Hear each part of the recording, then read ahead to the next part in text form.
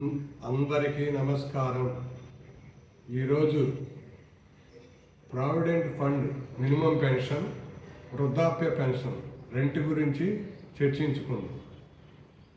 ఈరోజు కార్మిక రంగంలో 40 సంవత్సరాలు సుదీర్ఘకాలం వివిధ కర్మాగారాల్లో, కోఆపరేటివ్ రంగంలో, ప్రైవేట్ రంగంలో, సెమీ గవర్నమెంట్లో పనిచేసిన లక్షలాది మంది కార్మికులు ప్రావిడెంట్ ఫండ్ నుంచి మినిమం పెన్షన్గా 1000 రూపాయలు అందుకుంటున్నారు.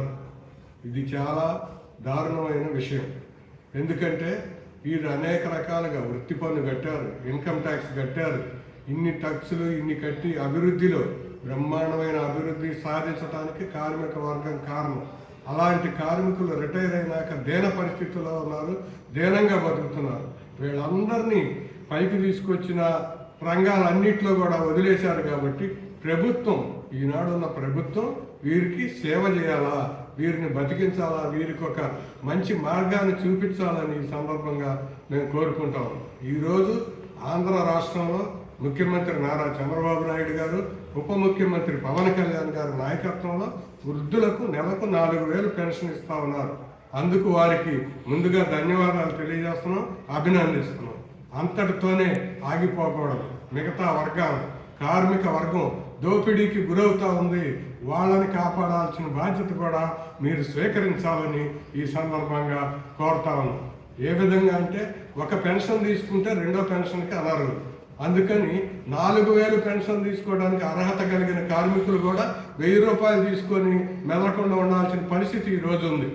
దానిని మార్చి ప్రతి కార్మికుడికి 4000 రూపాయలు వృద్ధులందరికీ ఇస్తున్నట్టుగానే వృద్ధాప్య పెన్షన్ వచ్చే విధంగా ఏర్పాటు చేయాలా. 1000 రూపాయలు తీసుకుంటున్న కార్మికుడికి 3000 కలిపి ఇవ్వండి, 2000 తీసుకుంటున్న వాళ్ళకి 2000 కలిపి ఇవ్వండి, 3000 తీసుకున్న వాళ్ళకి 1000 ఇవ్వండి. అందరికీ 4000 అందే విధంగా సమన్యాయం చేసే విధంగా మీరు పనిచేయాలని మేము కోరుతా ఉన్నాం.